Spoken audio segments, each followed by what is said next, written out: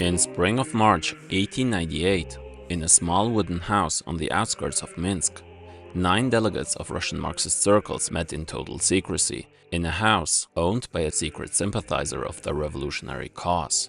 This was the first Congress of the Russian Social Democratic Workers' Party, the only one held on Russian soil before the revolution in 1917. It was the first gathering of what would later become one of the most influential political movements of the 20th century. The Congress lasted for 3 days. It was agreed that Social Democratic should be included in the name, in line with the European Marxist parties at the time. It was also decided to use the term Rossiyskaya, meaning multinational Russia, rather than Russkaya, to emphasize the party's multi-ethnic character. 3 people were elected into the Central Committee: Arkady Kremer, the founder of the Jewish Bund; Stepan Radchenko, a leader of the St. Petersburg League of Struggle, introduced in the last video; and Boris Eidelman, founder of the Rabochaya Gazeta, workers' newspaper, the first nationwide Marxist paper in Russia's history. The Congress then made it the official party's newspaper and appointed Peter Struve as its editor. Struve was the representative of the so-called legal Marxism, also introduced in the last video. He also wrote the manifesto of the party, for which he was embarrassed later in life, after he predictably had joined the side of the counter-revolution. The most well-known Russian Marxist, Georgy Plekhanov, who lived in Switzerland, was recognized as the leading theorist of the movement. On the night of the last day, the delegates were drinking and singing to celebrate this historic moment. But it turns out, one of them had been trailed by an agent on his way to Minsk, according to police reports. And almost immediately after this first Congress, the police arrested 500 socialists all over Russia, including most of the delegates. The party's leadership was effectively destroyed before it could even begin to function. Yet, the news spread quickly among revolutionaries. From forced exile in Siberia, Lenin greeted the founding of the party with enthusiasm, calling it a historic step. He later wrote that the first Congress marked the moment when the Russian workers' movement began to merge with Marxism as an organized political force.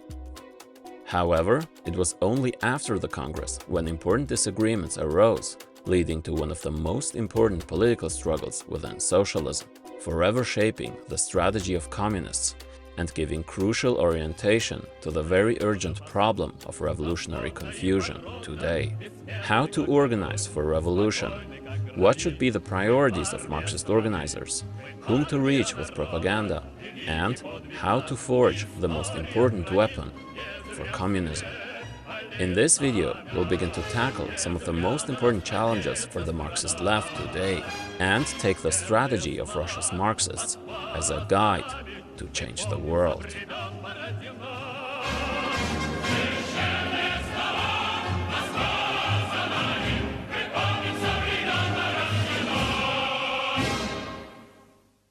This episode and the next one are going to be more theoretical and more demanding to grasp.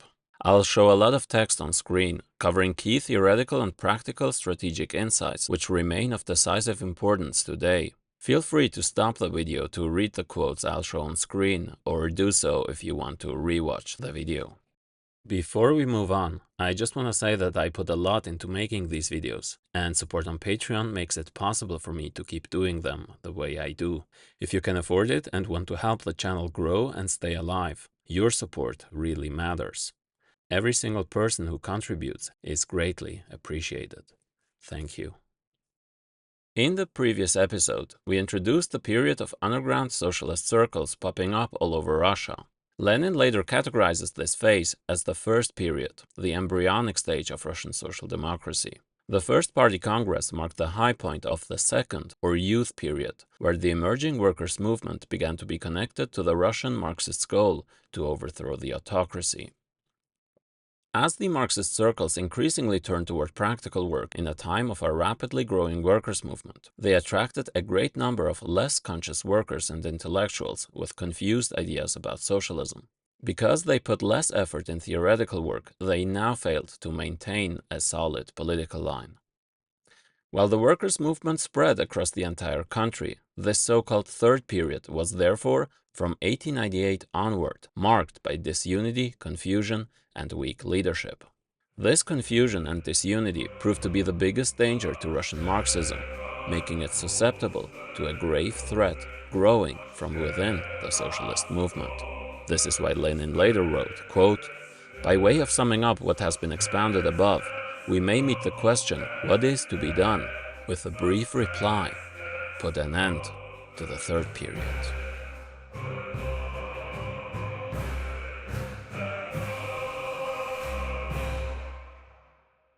In 1897, Lenin had been exiled to Siberia for 3 years.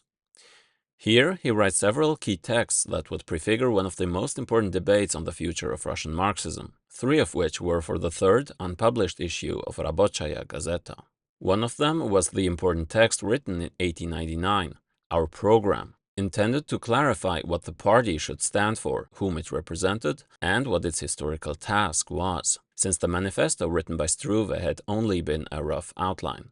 However, and more importantly, Lenin wrote it because he noticed a dangerous tendency gaining influence in Russian social democracy. Social democracy at the time practically meant socialism based on Marxist principles.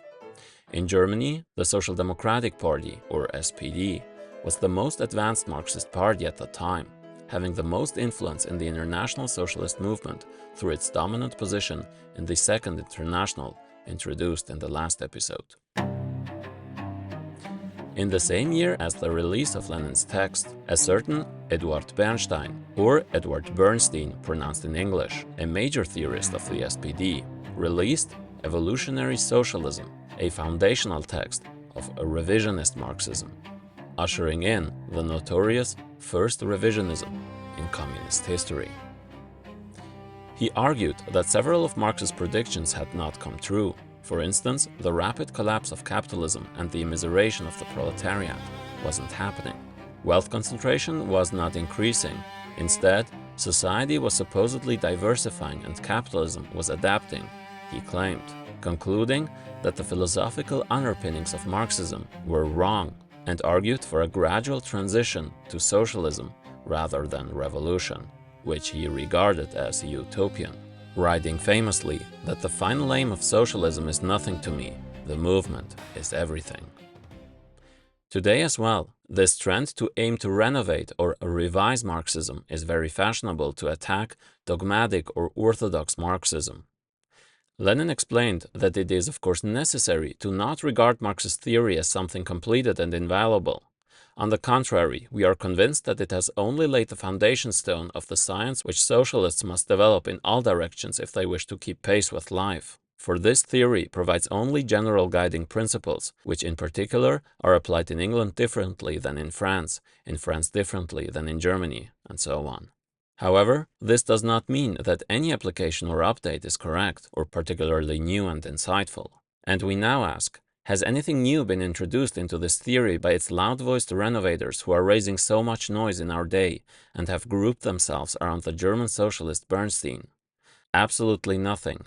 Not by a single step have they advanced the science which Marx and Engels enjoined us to develop. They have not taught the proletariat any new methods of struggle.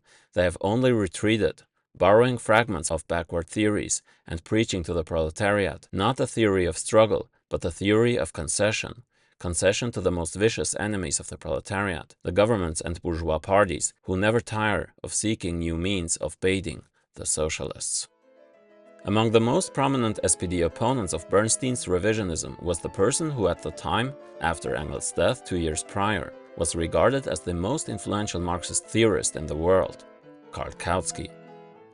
Kautsky's writings were so influential, he sold even more copies in Russia than Marx's himself. He immediately reviewed Bernstein's book, examining Bernstein's objections to the materialist conception of history, and shows that Bernstein confuses the concept of determinism with that of mechanism, that he confuses freedom of will with freedom of action, and without any grounds identifies historical necessity with the hopeless position of people under compulsion.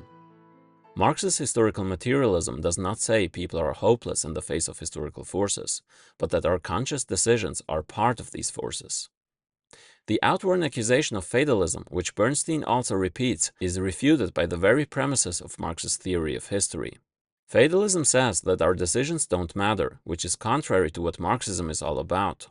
Although people do not make history under self-selected circumstances, but under circumstances existing already, given and transmitted from the past, they still do, in the end, make their own history. Not everything can be reduced to the development of the productive forces, says Bernstein. Other factors must be taken into consideration. Very well, answers Kautsky, that is something every investigator must do, so Bernstein would need to show how exactly he can explain history from other factors. Bernstein's historical method needs to stand up to at least a remote comparison with Marxist analysis in Capital. However, not only has Bernstein not made the slightest attempt to do this, but confining himself to empty platitudes about taking into consideration other factors, he has continued to use the old materialist method in his book, as though he did not declare it to be wanting. Bernstein did the same thing with Marxist theory, and we will see many other supposed Marxists do this in the future, where they will criticize Marxist theory but provide no good alternative explanation. The end result of Bernstein's philosophical break with Marx is that, since revolution cannot come out of necessary great crises produced from the inherent economic contradictions in capitalism, conscious political struggle towards revolution is unnecessary. What is needed is to work to establish socialism very slowly and very realistically, step by step, through reform. Or in simple words, while Marx thought the game was broken in a way that would eventually force everyone to flip the board, Bernstein thought the game could always be fixed a little at a time, an attitude with great consequences for the international socialist movement.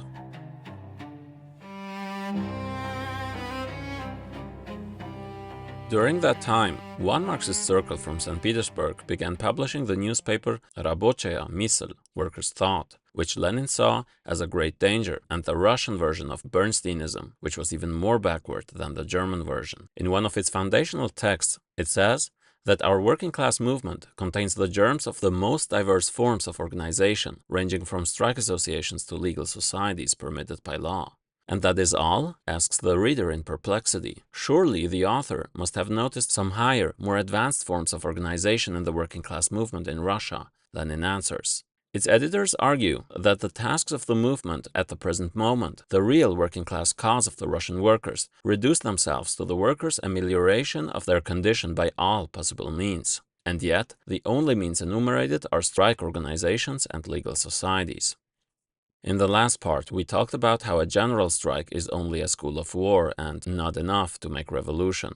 But what bothers Lenin here is that Рабочая мысль does not merely outline the idea that local organizations should elaborate their own local forms of struggle. Nobody would object to this idea. But Рабочая мысль wants to push aside the great political aims of the Russian proletariat altogether and for the time being confine itself exclusively to the interests of the moment. For Lenin, retreat from attempts of forming a party to decentralized politics with a limited short-term horizon is a retrograde trend in Russian Marxism. Now, Рабочая мысль wants to limit the struggle of the proletariat to a petty struggle for petty demands. To this we reply, speak for yourself alone, for your group, for the lower strata of the proletariat of a given locality which it represents, but do not presume to speak on behalf of the advanced Russian workers. Lenin associates the urge to retreat back to local, concrete struggles away from what has already been achieved by the calling of the First Congress with that section of the workers who limit themselves to the struggle for immediate demands and have not yet gained revolutionary consciousness. Quote, the representatives of the lower strata of the proletariat often do not realize that the struggle for the overthrow of the autocracy can only be conducted by a revolutionary party. Nor does the author know this. The advanced workers, however, do. The less advanced representatives of the proletariat often do not know that the Russian working class movement is not limited to the strike struggle, to mutual benefit societies and workers' circles, that the Russian working class movement has long been striving to organize itself into a revolutionary party and has demonstrated this striving by action. The author does not know this either, but the advanced Russian workers know it. Lenin goes on to explain, and as shown in the second episode, how Russian Social Democrats evolved from rejecting the earlier Narodnik's approach of terrorist conspiracy, effecting change by inciting the masses through the propaganda of the deed, by, for example, killing the Tsar. The Marxist movement would correctly distance itself from these methods, which were detached from the masses, and instead to focus on agitation in the concrete struggle of the workers.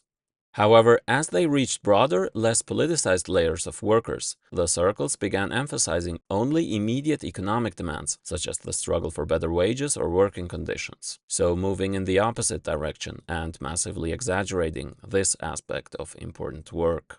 Add to this enthusiasm over Bernstein's fashionable book, ignorance of the history of the Russian revolutionary movement, and the childish claim to originality, and you have all the elements that go to make up the retrograde trend in Russian social democracy.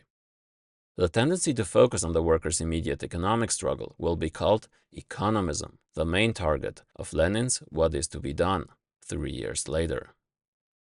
The first formal rejection of economism was Lenin's Protest by Russian Social Democrats from 1899. The economists had just published their manifesto, which they called the Credo, for intolerant Marxism, negative Marxism, primitive Marxism, whose conception of the class division of society is too schematic to be replaced by democratic Marxism.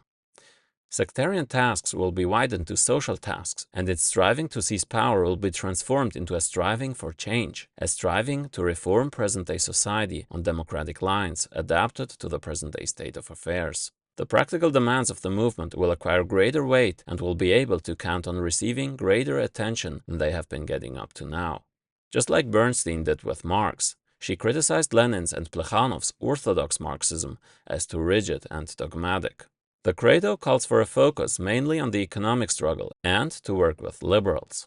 Lenin strongly rejected this, saying that the working class must take part in all political and social life, support the progressive classes and parties against the reactionary classes and parties, support every revolutionary movement against the existing system, champion the interests of every oppressed nationality or race, of every persecuted religion, of the disenfranchised sex, etc.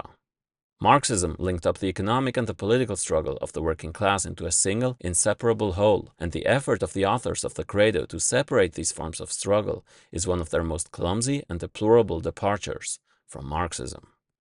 It is absolutely essential that we understand the lesson Lenin tries to draw from this development. As the circles were acting separately and with theoretical weakness, they naturally adapted their political level to the consciousness of the average worker. This contributed to a much bigger problem lurking beneath the appearance of economism. Since the attempt to build a party had been crushed by the state, the circles fell back to fragmentation, which allowed different local groups to develop divergent ideas about the political line and strategy, such as in Kiev. The Kiev Committee was another group that was associated with the economist trend. It released a profession de foi, or political statement, arguing that the Russian workers have not, in the mass, attained the maturity for political struggle. Lenin answers, if this is true, it is tantamount to a death sentence for social democracy as a whole. Social democracy without the political struggle is a river without water. It is a howling contradiction. It is either something in the nature of a return to the utopian socialism of our forefathers who despised politics, or to anarchism, or to trade unionism. The first profession de foi of world socialism, the Communist Manifesto, established a truth that has since become an elementary verity, that every class struggle is a political struggle, that the working class movement only then grows out of its embryonic state, its infancy, and becomes a class movement when it makes the transition to the political struggle. By separating economics from politics, Lenin says the Kiev Committee repeats the bourgeois liberal narrative, namely to keep the workers limited to workplace grievances, while the so-called educated classes handle politics. Lenin links the Kiev statement to Bernstein's revisionism by adopting the same catchwords, necessity, gradualness, real needs, instead of a revolutionary politics. He explains that the masses are already political by fighting street battles with the police and joining revolutionary organizations. You could adapt your politics to those who wish not to get political. But if the criterion of activity were that which is immediately, directly, and to the greatest degree accessible to the broadest masses, we should have to preach anti-Semitism.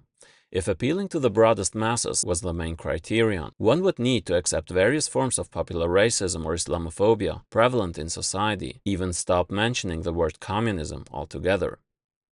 Maybe you can already see where the issue of economism is really coming from. Lenin quickly understood that the focus on economistic demands turned out to be only a symptom of a deeper and larger problem. Many authors who understand themselves as Marxist restrict themselves to Lenin's critique of economism. One such example was Israeli-born Trotskyist Tony Cliff, the then chief spokesman for the International Socialists in the UK and one of the most influential Western authors of modern interpretations of Lenin's works. But what really lies behind the phenomenon of economism is a strategy that adapts itself to the political level of the average worker, or even the petit bourgeois. In Marxist jargon, this is called tailism, a politics that tails spontaneously arising movements and consciousness. Quote, "These were the groups that were prepared to make a virtue out of necessity, that even tried to theoretically justify their slavish worship of spontaneity. It is now time to draw conclusions from the activity of this tendency, whose content is very imprecisely characterized by the term economism, a term that is too narrow for it. Instead, it is the task of Marxists to develop the political consciousness of the masses and not to drag along the tail end of the masses." Cliff explains that economism arose mainly because the Marxist study circles were separated from each other, but Lenin treated these not simply as technical problems, but linked it with a broader political perspective, which Cliff ignores, saying merely that the confusion arose by placing too much emphasis on theory, which deprived the members of practical experience in the mass movement. Lenin, however, did in fact link localism to the weakened theoretical level of socialist leaders. The Russian economists themselves realized within a short time that focusing on economist demands is not enough, but because they, just like many Marxist authors today, didn't really get what the real problem is, they therefore made political decisions that will point to an even deeper problem than tailism. We'll look at more of Tony Cliff's distortions of Lenin in the next part. Lenin argues that the workers are not a static mass of people who have hardened political beliefs, but are influenced by the ruling system and class through a million ways, and that they are not stupid in understanding the actual causes of their problems. The goal should not be to adapt to the average worker, but to raise their consciousness to the level of revolutionaries. Does that mean that Lenin says that you don't have to adapt to the average worker? Not at all. You always adapt communication to your audience, but never your politics. Secondly, and this is most important, it is untrue that the masses will not understand the idea of political struggle. Even the most backward worker will understand the idea, provided, of course, the agitator or propagandist is able to approach him in such a way as to communicate the idea to him, to explain it in understandable language, on the basis of facts that the worker knows from everyday experience. Some workers are already conscious. Others are less so, but on their way, while others still will inevitably remain ignorant. But by not adapting your politics to those most conscious revolutionary workers, you inevitably risk to descend to the level of bourgeois politics. Quote, "The ignoring of the interests and requirements of this advanced section of the workers, and the desire to descend to the level of understanding of the lower strata, instead of constantly raising the level of the workers' class consciousness, must therefore necessarily have a profoundly harmful effect, and prepare the ground for the infiltration of all sorts of non-socialist and non-revolutionary ideas into the workers' midst." Lenin concludes, therefore, that it is not smart to try to reach everyone at the same time, but that one must prioritize political work among the section most susceptible to communist ideas and organizing, which in his view were the urban workers in Russia. On the contrary, agitation among the advanced sections of the proletariat is the surest and the only way to rouse, as the movement expands, the entire Russian proletariat. The dissemination of socialism and of the idea of the class struggle among the urban workers will inevitably cause these ideas to flow in the smaller and more scattered channels. Lastly, by missing to reach the advanced, one will, aside from everything else, deprive himself of even an opportunity of successfully and steadily attracting the lower strata of the proletariat to the working class cause. Most importantly for Lenin, this outlook directly translates into wrong ideas on how to organize and what the priorities of the movement are, by delaying the question of unification of both the Marxist movement and the correct political line. Lenin's first immediate solution for this problem? A common newspaper. Lastly, the narrowness and specific character of the Kiev Committee's views are reflected in its organizational plans.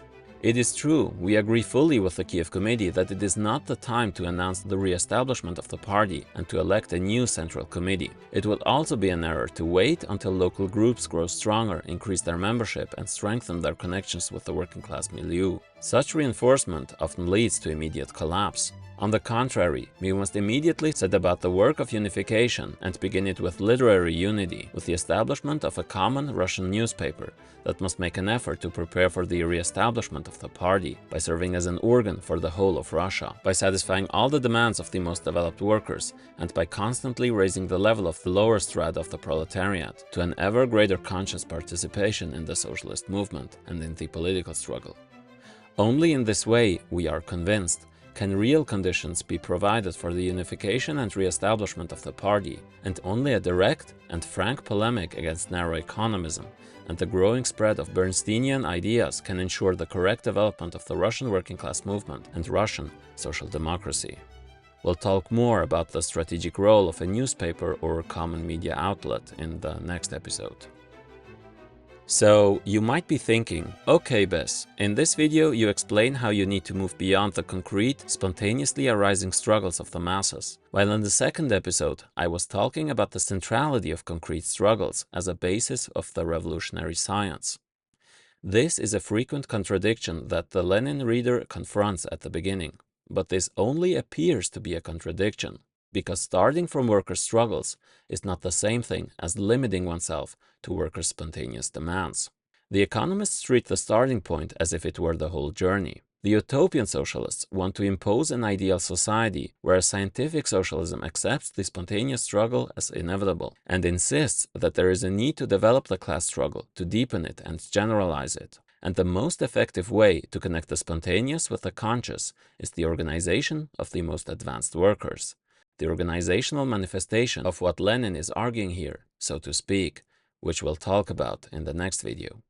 Also in the second episode, we saw how the radical Narodniks, among them Lenin's older brother, wanted to push the masses into consciousness by assassinating the Tsar, since history is too slow. While in this part, we talked about those Russian leftists for whom the masses are not too slow. Whatever they do spontaneously, without organized intervention, is just about right and the correct level of politics.